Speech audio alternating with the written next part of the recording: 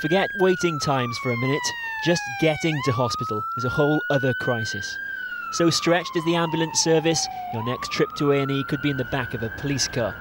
It's an alarming development. Police officers playing the role of paramedics because an ambulance is nowhere to be seen. It seems police believe their assistance is no longer exceptional, but becoming routine.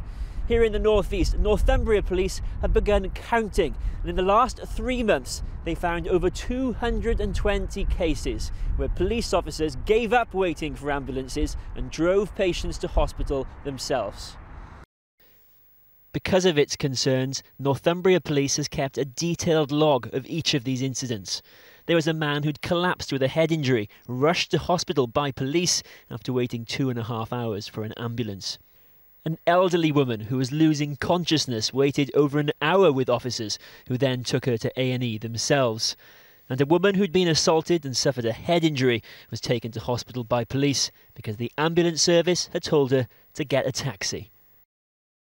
The police will do their best with a situation where somebody in the public is in distress. The situation has led unusually to the area's police and crime commissioner giving the ambulance service something of a public telling off.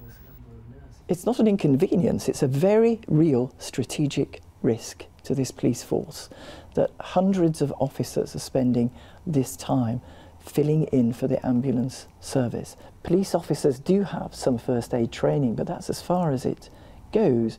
And I think that sometimes officers really do not know whether they should try to take a person to hospital or stay with them even for hours and hope that the ambulance will come. There's 3 or 4 different calls in for this. There's a few calls to say that the child's conscious, the child's not breathing, so we don't really know what's happening at the moment.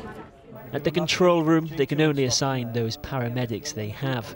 Many posts are vacant, but they insist they can cope with demand. The Police and Crime Commissioner is basically accusing you of wasting police time. I understand that suggestion, and as I say, we're working very closely to try and minimise the drain on their time, but also by better categorising the cases. We find that quite a number of the cases are minor cases, and quite often in 50% of the cases they actually don't even need an ambulance. And the sad thing is that, you know, in the end he lost his life, and us poor sisters will never see it again. And that's the sad part of everything. It's not. I'm so devastated. It's not just Northumbria. In Liverpool in August, Joseph McIntosh had a stroke. His sisters only learned much later that police had called the ambulance service 7 times. After 90 minutes, they made a stretcher from a window blind and put him in the back of their van. His dignity as well was taken away. Do you ever wonder whether that wasted time could in some way have helped you? I do.